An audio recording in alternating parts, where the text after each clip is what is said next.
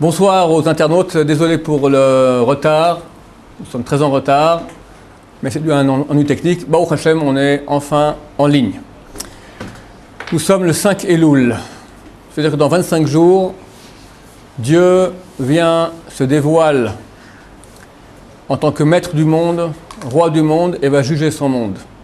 Qui va vivre, qui ne va pas vivre, qui méritera, qui ne méritera pas, qui sera en bonne santé, qui sera malade, qui va souffrir, qui ne va pas souffrir, tout cela va être fixé dans 25 jours. Un des plus grands rabbins du mouvement du Moussa, le Rav Israël Salanter, dit que lorsque le mois de Elul rentre, même les petits poissons dans l'eau se mettent à trembler. Nous aussi on devrait trembler, parce que quand Dieu vient, ce n'est pas une affaire facile. Mais on est en hébreu metumtam, ça veut dire assommé, idiot. Si quelqu'un a dans 25 jours un procès et il y a 5000 € en jeu, eh bien il y pense jour et nuit. Et nous, dans 25 jours, ce n'est pas 5000 €, mais c'est notre vie. Sans parler de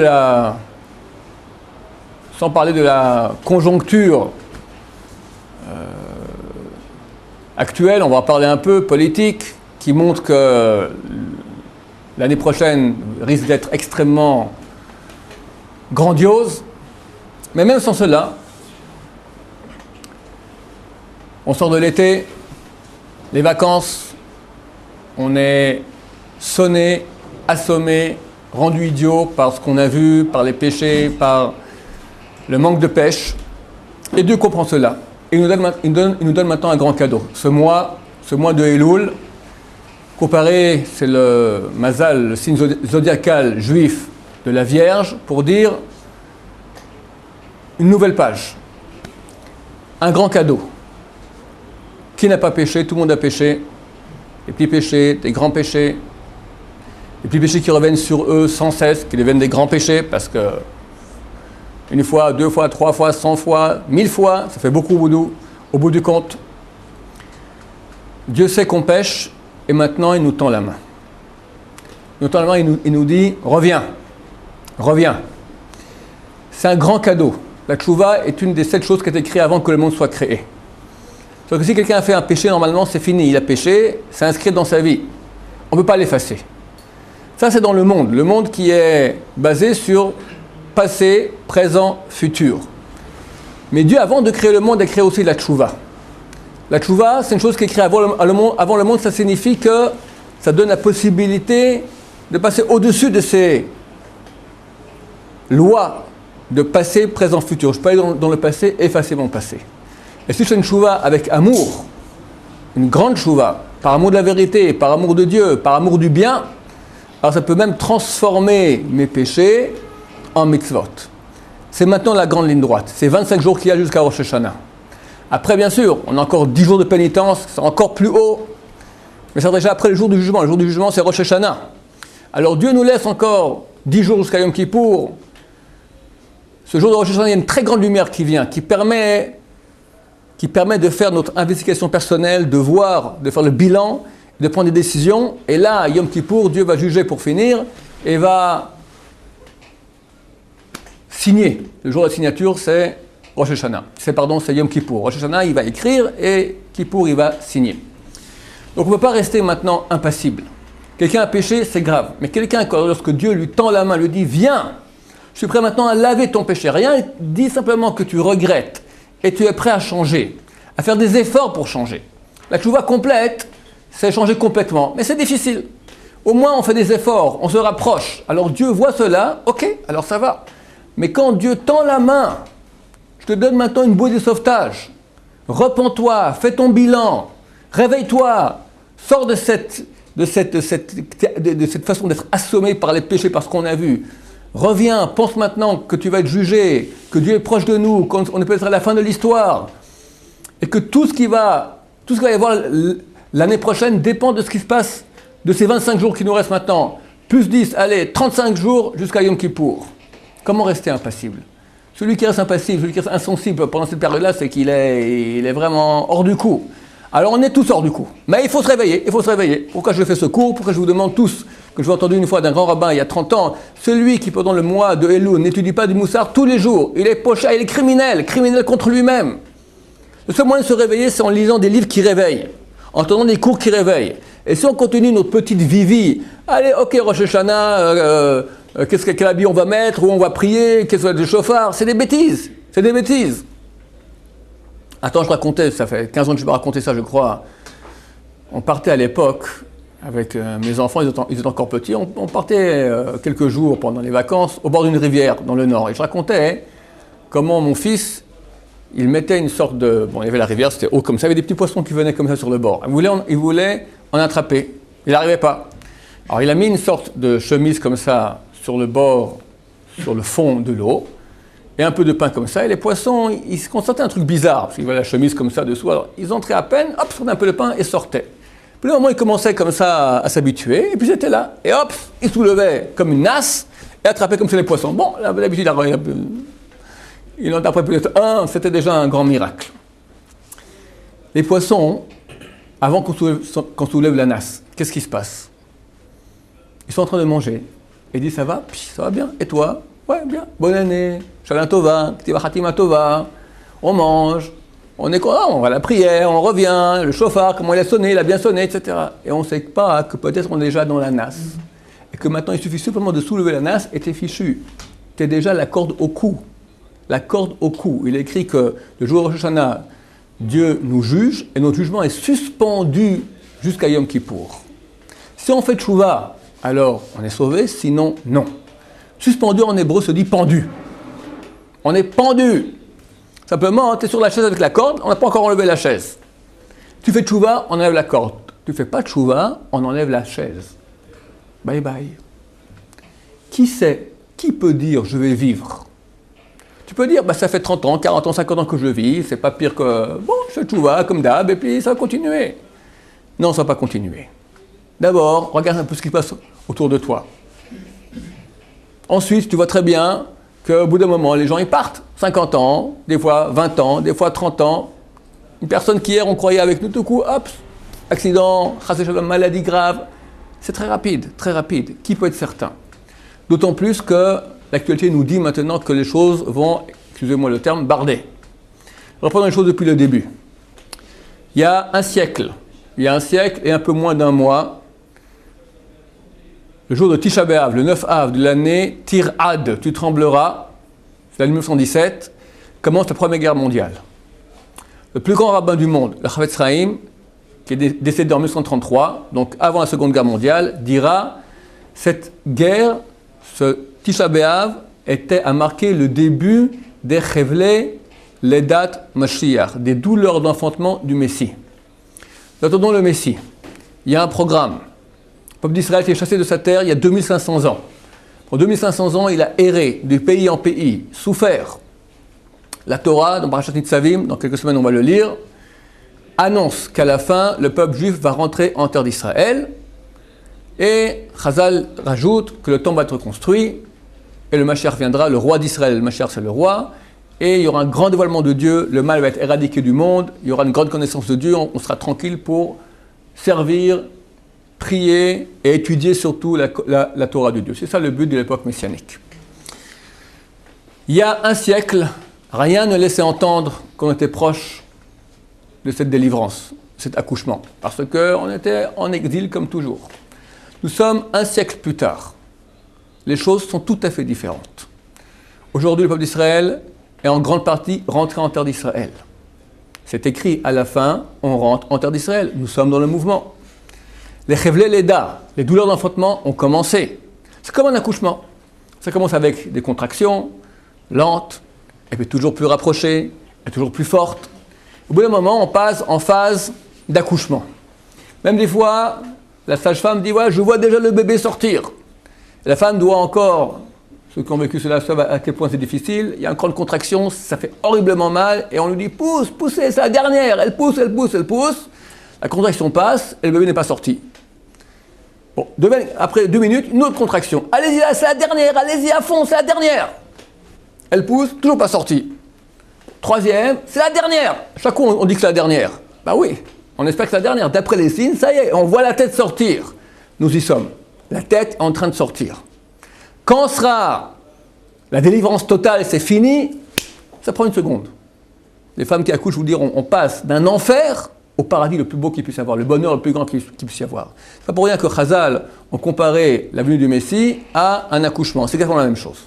On a vécu un siècle terrible, la Shoah, Staline, les guerres d'Israël, les terroristes, etc. Mais les choses avancent. Il y a retour en terre d'Israël. Et comme dit la Torah dans Yisraël aussi, le peuple d'Israël, c'est le plus grand signe peut-être, va faire tchouva. Depuis 30-40 ans, le peuple d'Israël fait tchouva. Et c'est ascensionnel, je veux dire, il y en a de plus en plus. Et en France, le Hashem, il y en a beaucoup, beaucoup. C'est extraordinaire. En Israël, énormément. C'est extraordinaire. D'autres signes qui montrent que nous sommes proches. C'est nouveau, ça date d'il y a 1 an et demi en Israël, mais c'est comme cela est écrit à la fin du traité Ktubot dans la Gemara. Dor Sheben David Ba, Ketegorab Talmid Chachamim. La génération qui verra le Messie, il y aura des accusations contre les étudiants de Torah. Aujourd'hui en Israël, on est en plein. Il y a ici, pendant 66 ans, il y a eu une sorte de status quo entre les non-religieux et les religieux en Israël, comme quoi on vit ensemble et chacun respecte l'autre.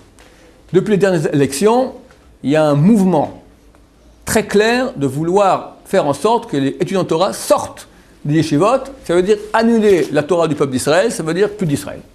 Du point de vue juste, ça signifie qu'il n'y a plus le peuple d'Israël, c'est la Torah. Il faut comprendre que, je ne vais pas trop développer cela ici, mais j'en parle dans un cours qui s'appelle Erevrage, que je vous convie à regarder sur leva.fr, que, étant donné que le mal est le roi du monde, il était impossible que le peuple d'Israël, en tant que peuple religieux, revienne en terre d'Israël. Jamais le mal n'aurait permis une chose pareille, parce que ça signifie que la fin du mal, si le peuple d'Israël religieux rentre en terre d'Israël, c'est l'époque messianique, le mal est éradiqué. Le mal qui est le roi du monde, et comme ça Dieu a voulu que ce soit le roi du monde, il ne faut pas accepter une chose pareille. Qu'est-ce que Dieu a fait? Il a camouflé le retour des Juifs en terre d'Israël par un État laïque anti-religieux. Comme ça le mal a dit, ce qu'on n'a pas réussi à faire nous pendant 2000 ans, que les Juifs deviennent goy, le peuple, l'État d'Israël le fera. Effectivement, il y a eu ici la création d'un État laïque, socialiste, anti-religieux.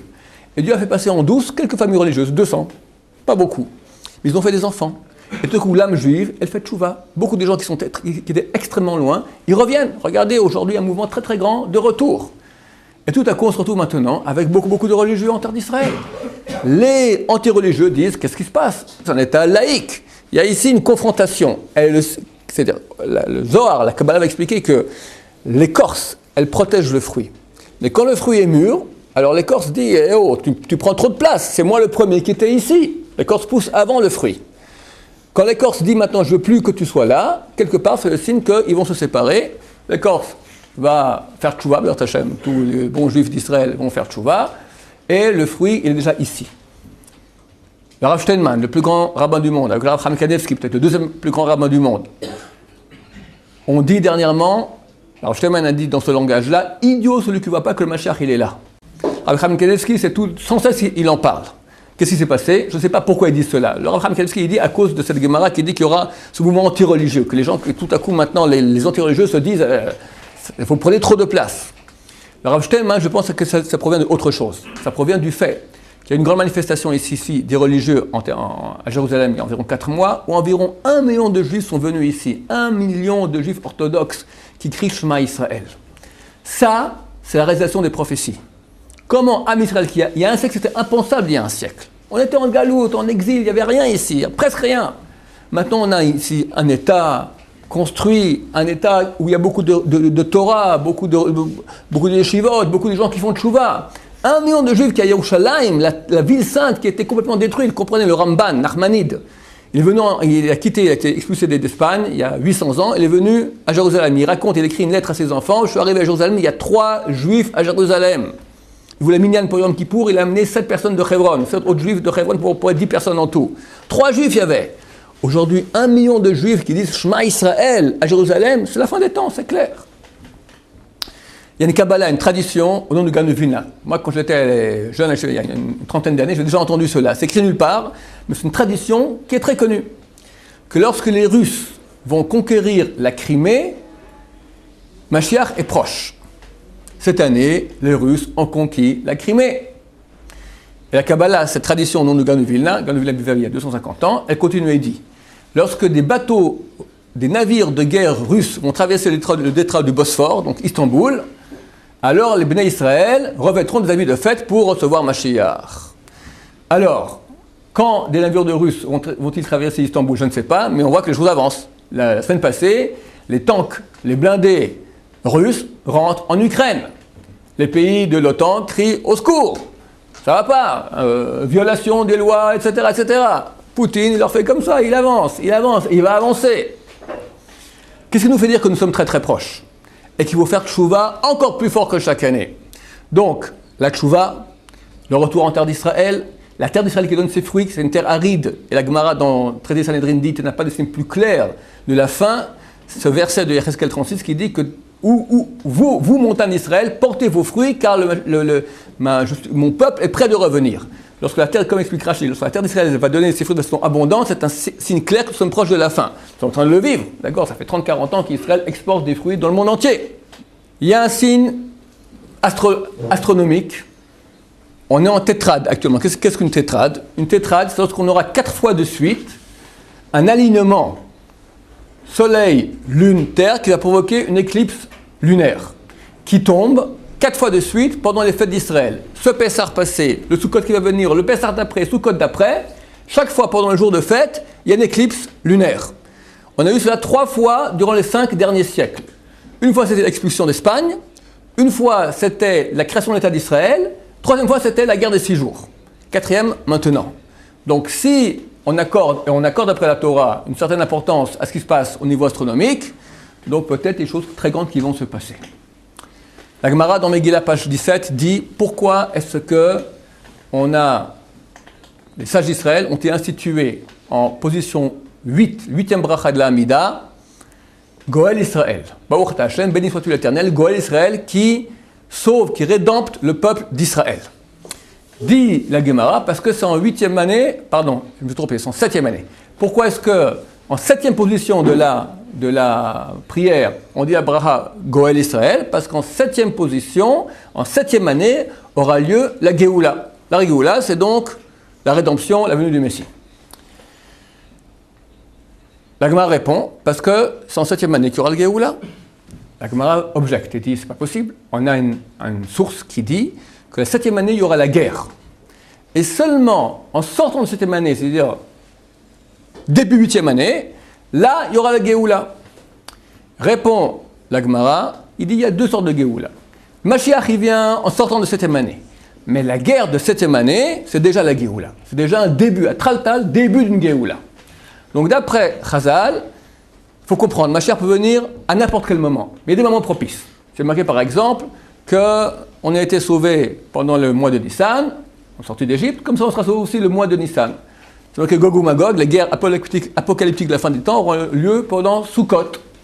Et c'est marqué aussi qu'en une 7e année du cycle de Jachère, il y a un cycle de Jachère, la 7e année, il faut que la terre soit au repos. Nous sommes dans 25 jours, nous rentrons dans la 7e année. Et d'après Chazal, il doit y avoir une guerre. Quelle guerre? J'ignore. C'est écrit une guerre d'Égoïm contre Israël. Mais il se peut que la guerre commence d'abord entre eux. Et après, ils s'unissent contre nous et ils viennent contre nous. Aujourd'hui, le monde, il est chaud. La semaine passée, l'État islamique, qui n'existait pas il y a 1 an et demi, c'est extraordinaire. Tous les renseignements ne comprennent pas. C'est quoi ce truc qui pousse comme ça et qui réussit? Et c'est pas des bandes comme ça sauvages. C'est organisé, ils prennent du terrain, ils sont très riches aujourd'hui, ils sont bien armés. Ils ont conquis la semaine passée Kouneitra. Kouneitra, c'est un endroit, on partait avec les Shiva, encore mes enfants ont montré, c'est une ville syrienne fantôme qui a été conquis en 73 dans la guerre de Kippour et qui a été rendue aux Syriens, mais personne ne peut y habiter, il n'y a que l'ONU qui est là-bas. Ils l'ont conquise. Ça veut dire qu'ils sont maintenant à la frontière israélienne, au Golan. Un endroit comme ça, on peut jeter une pierre, on y est. C'est très proche. Et on ne sait pas ce que ça veut dire. Cet État islamique, il est dangereux. Je crois que le secrétaire d'État américain dit qu'il n'y avait pas de danger plus grand pour la planète que cet État islamique. Donc c'est aux portes de Jérusalem, aux portes d'Israël. Poutine, comme j'ai dit, les bateaux russes. Gaza, on a cessé le feu de 1 mois. Qu'est-ce qu'il y aura après? Je ne sais pas. Mais il suffit d'un rien, que je vois où Dieu, il tient le potentiomètre dans sa main. Il peut faire clic comme ça, et on est sur une poudrière. Sans parler de la Corée, la mer de Chine, la crise économique, ce qui se passe en France. Personne ne peut dire tout va bien dans le meilleur des mondes. Il se peut, je ne sais pas, ça fait 30 ans que je dis que Mashiach vient à chaque moment, mais on se rapproche. Et dans 25 jours, on rentre dans la 7e année. C'est marqué 7e année, guerre. Y aura-t-il la guerre ou pas? Je ne suis pas prophète, je ne sais pas. Mais il y a des chances qu'il y a des chances. Qu'on fasse tchouva. C'est maintenant le moment de se rapprocher de Dieu. Que chacun fasse son bilan. Où j'en suis? Comment je prie? Comment je mange? Comment je fais les brachot? Comment je déambule dans la rue? Qu'est-ce que je fais?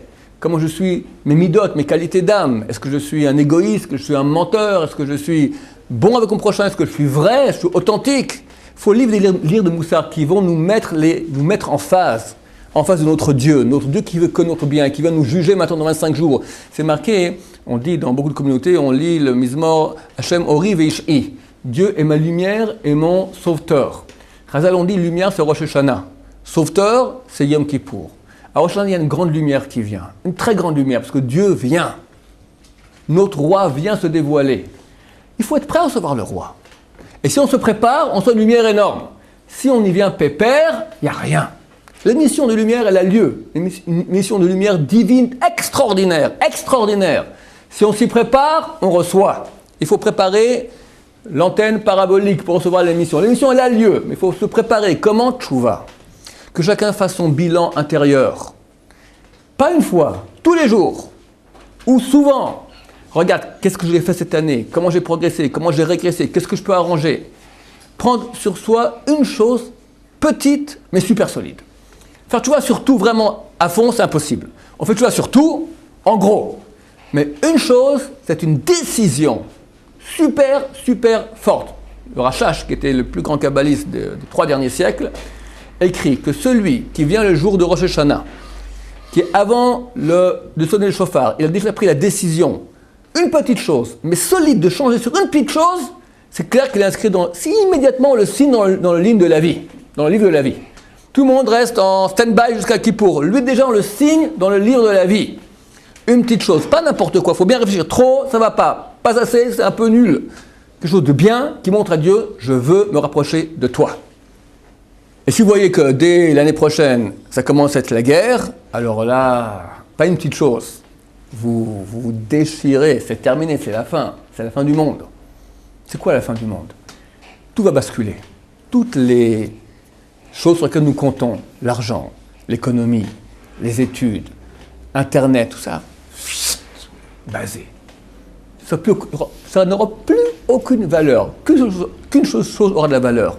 Ma relation avec Dieu.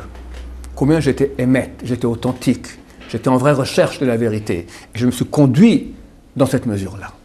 Père Hachem, que nous tous, les internautes qui sont présents ici, qu'on ait le mérite de faire une tchouva authentique, que nous inscrivons tous dans le livre de la vie, qu'on fasse beaucoup de tchouva, et si la guerre vient, que Dieu nous sauve, et nous permette de voir Mashiach Berachamim dans la miséricorde. Maintenant, on va passer aux questions des internautes, et aussi, si, à défaut des questions d'internautes, s'il y a déjà quelques questions ici, du public. Une question du public. Ah, vous avez dit que la 7e bracha, c'était Goël Israël. Oui. C'est la tchouva, donc on dirait que la 8e année, c'est refait Rolam Israël. Oui. C'est-à-dire qu'on va...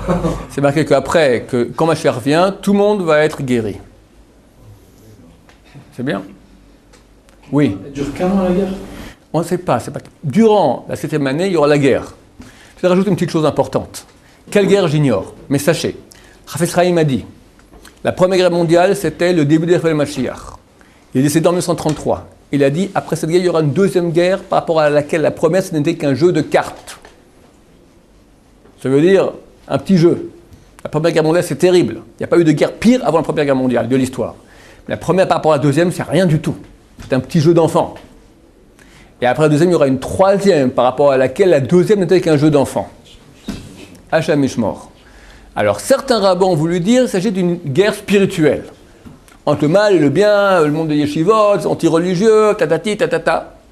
Espérons qu'ils ont raison. C'est déjà la Géoula, c'est la 7e année. Comment ça va se traduire? Par des miracles, Je ne sais pas comment ça va être, mais c'est clair, si on nous dit Géoula, c'est-à-dire qu'il y aura une guerre où déjà le mal va commencer à être éradiqué. Ça va aller de façon progressive. Mais nous, quand le mal commence à être éradiqué, tu comprends qu'on est sur un bateau très tangent, d'accord? Je ne sais pas ce que c'est le mal exactement, mais si, je ne sais pas, tout à coup maintenant, je ne sais pas, La richesse aujourd'hui, c'est une maîtrise de pouvoir. Balaye, crise économique, il n'y a plus rien. Aujourd'hui, en Israël, beaucoup de Juifs ont oublié Dieu et comptent que sur Tsahal.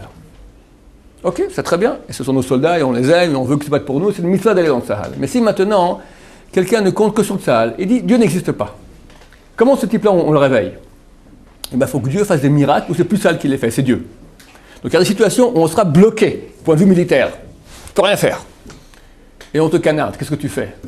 Comme la guerre du Golfe. La guerre du Golfe, il y avait 30 scuds qu'a tiré Saddam Hussein. Il n'y avait aucune parade. Eh bien, je te dis qu'Am Israël, ils ont prié. Ah, c'était beau à voir. Et on a eu des miracles. Donc, ça fait peur. Mais dans ces moments de peur, on se rapproche de Dieu. Et Dieu est là pour nous aider. On sera sauvés vers Hachem. C'est clair. Mais pourquoi souffrir? Si on peut faire tchouva, on sera sauvé avec moins de souffrance. Ken? C'est sûr que quand on a des miracles comme ça, on prie vers Dieu, d'un coup après, quelques minutes après, on n'a plus rien, on n'a plus qu'une sensation de proximité avec Dieu.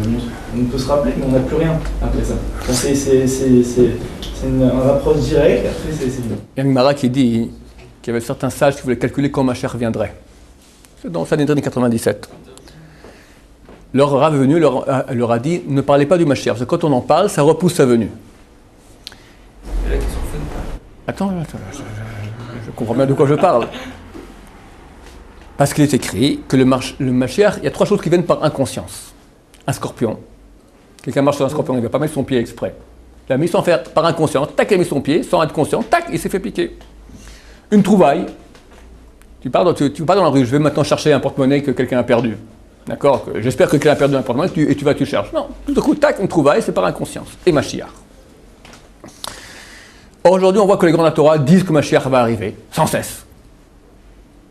Alors, la réponse est très simple. Mashiach vient par inconscience. Nous sommes inconscients. Un temps qu'on nous disait aux gens que Mashiach venait, il y a 400 ans, il y a eu un faux messie, Shabtai Tzvi, il marche mot. Les gens ont fait une chouva. Les femmes et les enfants jeûnaient 3 jours de suite. Les hommes se roulaient dans la neige. Et des chouvas d'enfer. Aujourd'hui, allez, va, et qu'est-ce qu'on prie un peu mieux? Allez, une prière. On retombe. On est inconscient. On est très faible. Comment? Le seul moyen de se renforcer s'appelle Moussar. Prendre des livres qui sont écrits à cet effet, des livres extrêmement saints, Siyat Sharim, Chovot HaLevavot, des livres modernes, qui te disent maintenant, te rappellent maintenant où tu es, dans quelle situation tu es de jugement, tu es là pour servir Dieu, et combien ça a un impact énorme les actions que tu fais, en bien ou en mal. Ces choses-là nous mettent en phase. Sinon, on est complètement inconscient. Complètement inconscient. Et on peut avoir des miracles énormes, et une seconde après faire un péché terrible. Vous conseillez quel livre de Moussar pour moi? Chacun avec son... Il faut comprendre que dans le Moussar, il y a 2 sortes de Moussar. Il y a un Moussar cassant. Comment tu as osé un moment, quoi, tu as osé parler d'une chose, pas de Torah, Shabbat, tu mérites l'enfer. D'accord? Il y a des gens qui se réveillent par ça. Puis un Moussar qui est plus remontant. Tu as pris avec... Tu sais que quand tu as pris ce qui s'est passé maintenant, des millions d'anges ont pris ta prière, tu es allé vers Dieu, Dieu a pris ta prière, il a mis maintenant, il a embrassé, il a mis sur sa couronne. Ah. Il faut un juste milieu entre les deux. Si on est trop dans le cassant, on déprime. Si on est trop dans le « je suis extraordinaire », je vais avec les lauriers sur la tête, je suis pépère, je suis Chafetz Chaim ou Baba Saleh.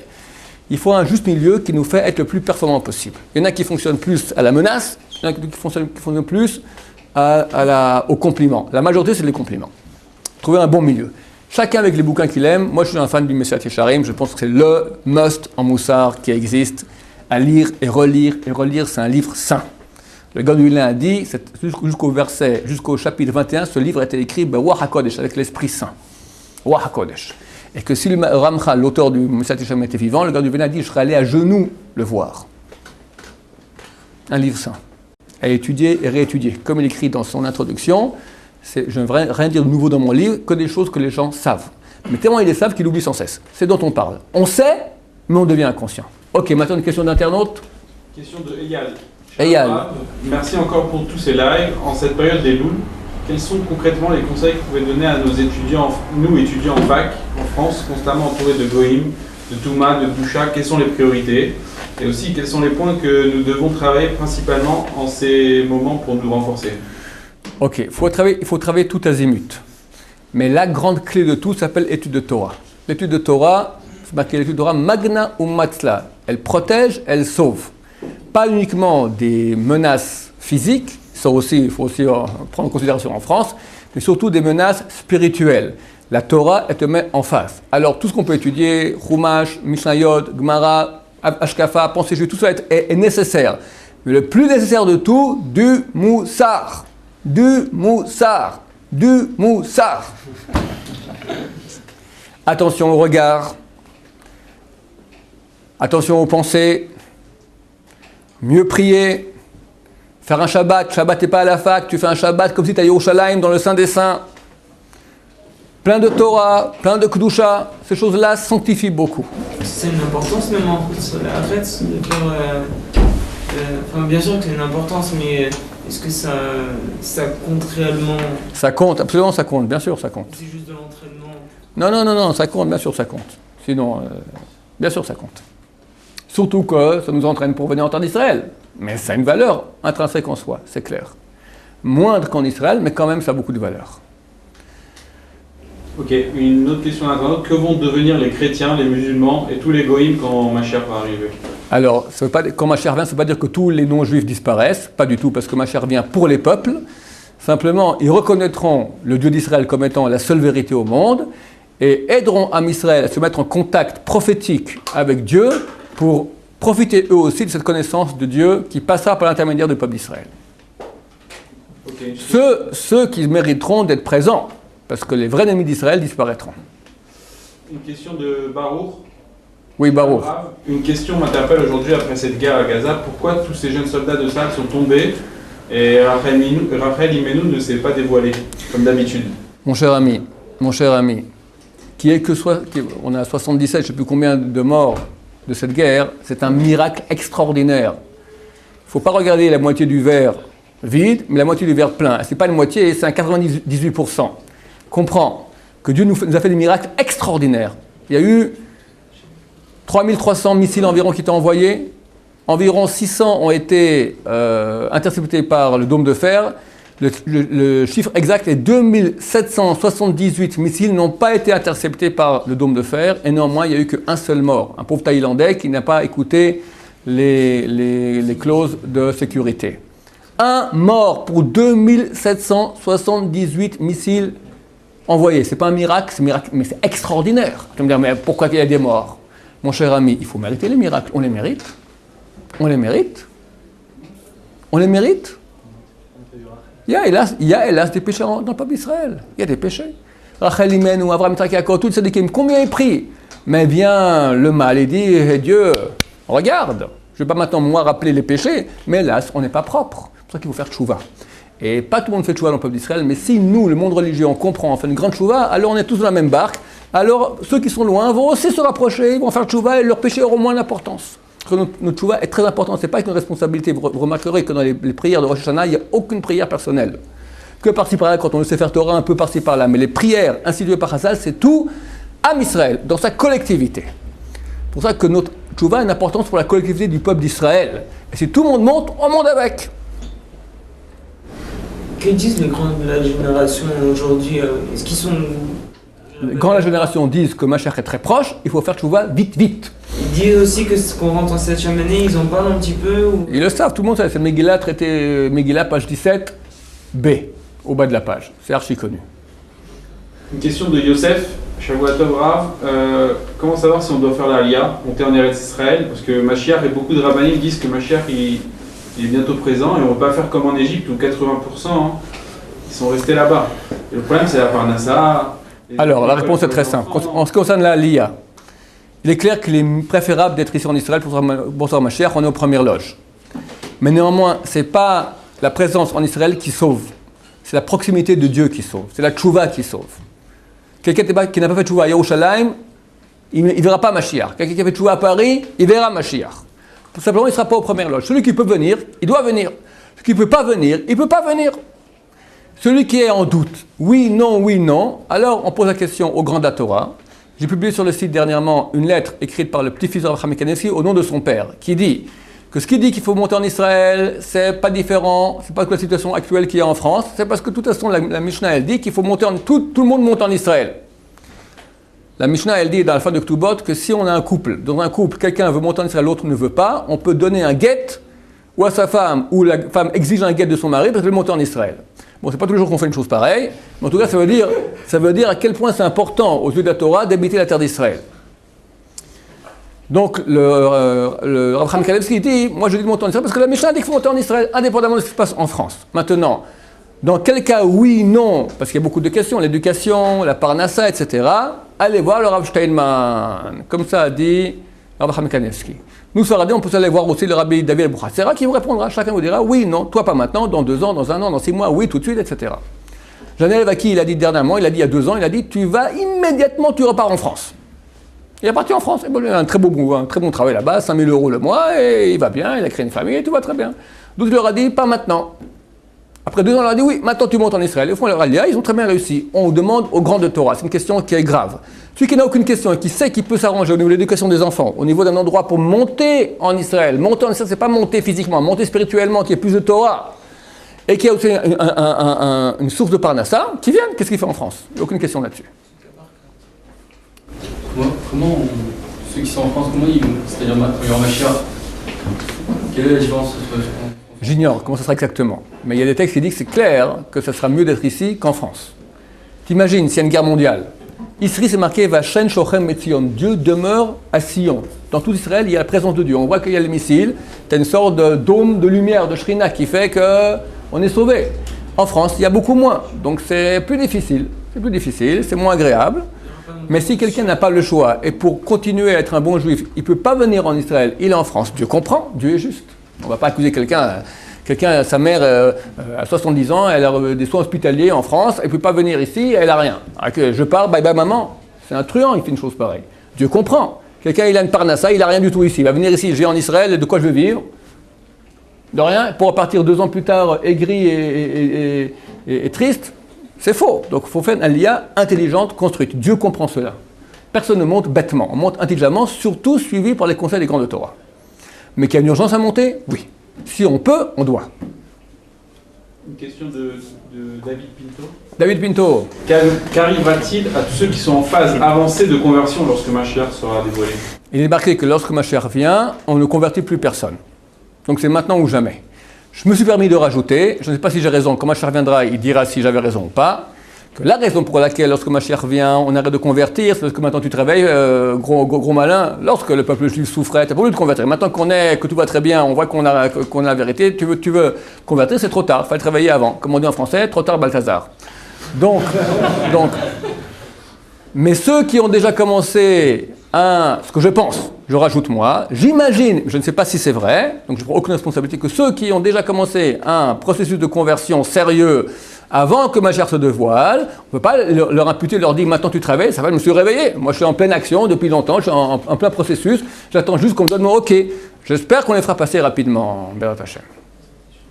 Une question de Alexandre. Alexandre, oui. Si on a déjà décidé de faire tchouva en cours de l'année, que doit-on faire en cette période? Je suis Baal Tchouva aujourd'hui, c'est vrai, que du coup j'ai quasiment tout le temps, j'ai peur de faire du mal avec quelque chose, quoi. Que faire? Il ne faut pas rentrer en panique. Savoir que quelqu'un qui fait tchouva, c'est comme un enfant qui se met à marcher. Il fait un pas et tombe. Il se relève, il fait un pas et tombe. Il fait encore un pas et tombe. Nous, on verrait une personne adulte comme ça, qu'est-ce qu'on dirait? Mais il ne va pas du tout, ce type-là. Hôpital d'urgence.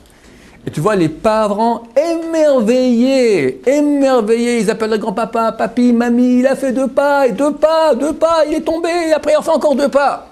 Comme ça un Baal Tchouva, Dieu le voit, t'étais où? T'étais rien, t'étais couché mort. Tu t'es levé, c'est une résurrection. Tu avances, tu retombes, tu avances, tu retombes. Dieu est émerveillé, donc on ne doit pas rentrer en panique. Savoir qu'on est vraiment choyé et aimé. Un Baal Tchouva, il est aimé de Dieu beaucoup. Maintenant, durant cette période, faire plus. Comme on dit, peaufiner. Laver encore plus de tchouva. C'est une période où Dieu nous tend la main. On peut arriver à des niveaux extrêmement grands durant ces 40 jours jusqu'à Yom Kippour. Une question de Lila.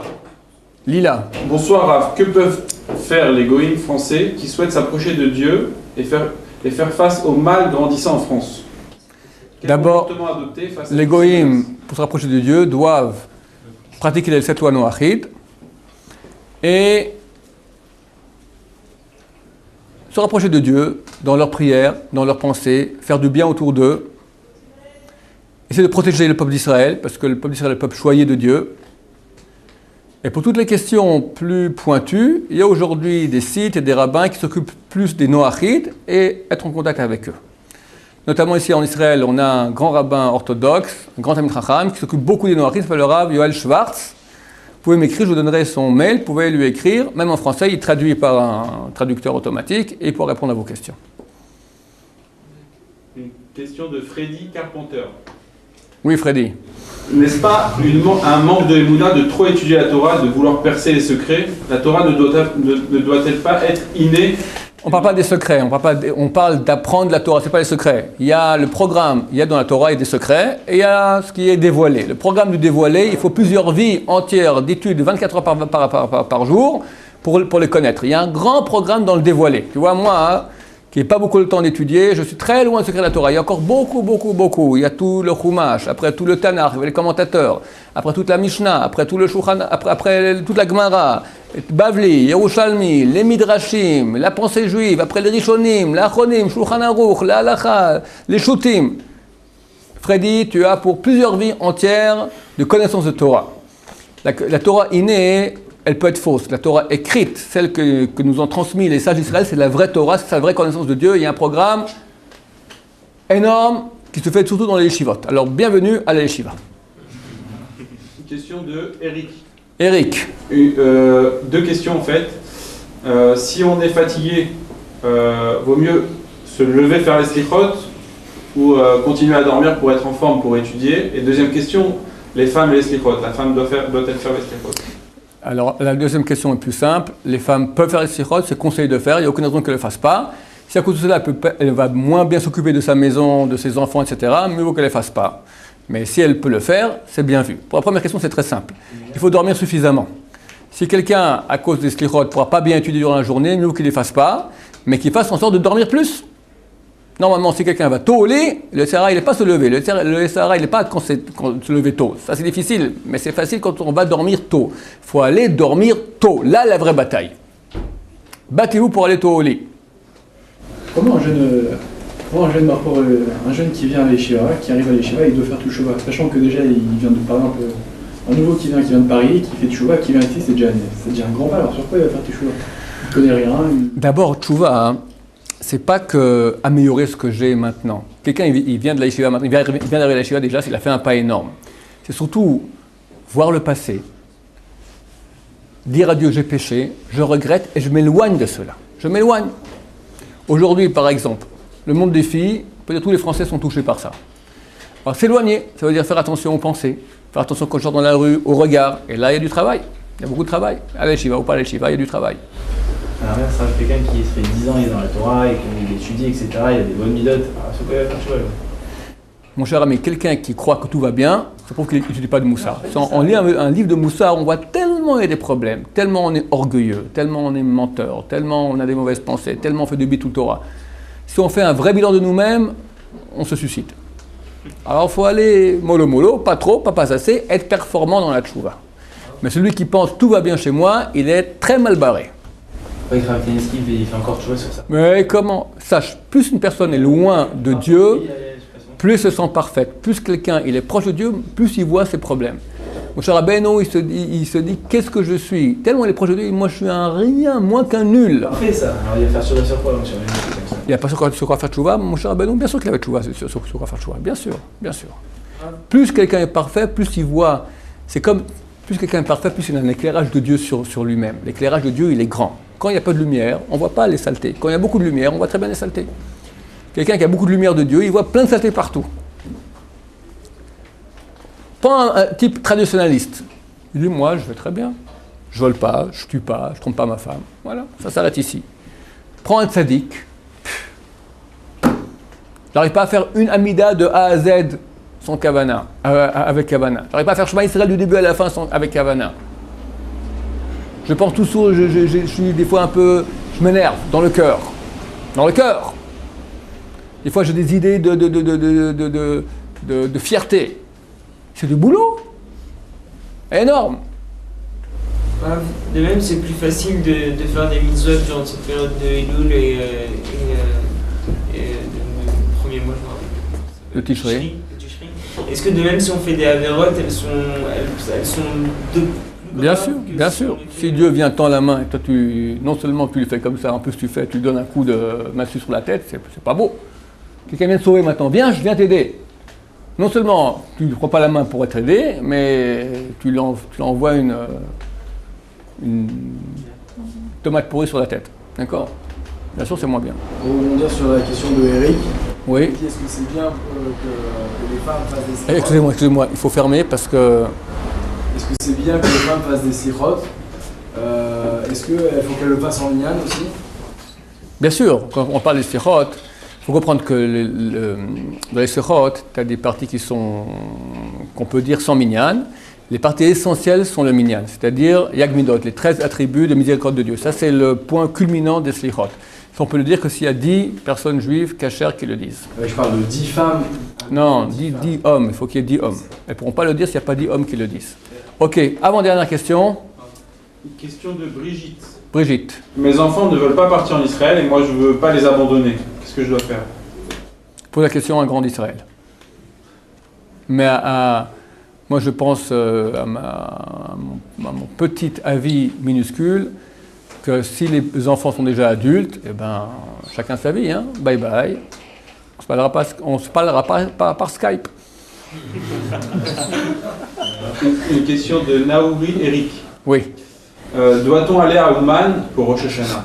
Ce n'est pas obligatoire. Ça se peut que c'est bien, je sais pas. Le Rav Ovadia était un peu contre. Lui disait que pendant une fête, Rosh Hashanah, il faut être avec sa famille. Mais bon, peut-être une fois dans sa vie, y aller, pourquoi pas. Moi, je n'irai pas, mais ceux qui veulent y aller, c'est pas interdit. C'est pas obligatoire, c'est pas interdit. Une fois dans sa vie, y aller au moins, je pense que ça vaut la peine. Ça reste ici. Alors, merci beaucoup de votre attention. Baruch Hashem, faut tous s'inscrire dans le livre de la vie, de la Géoula. Amen.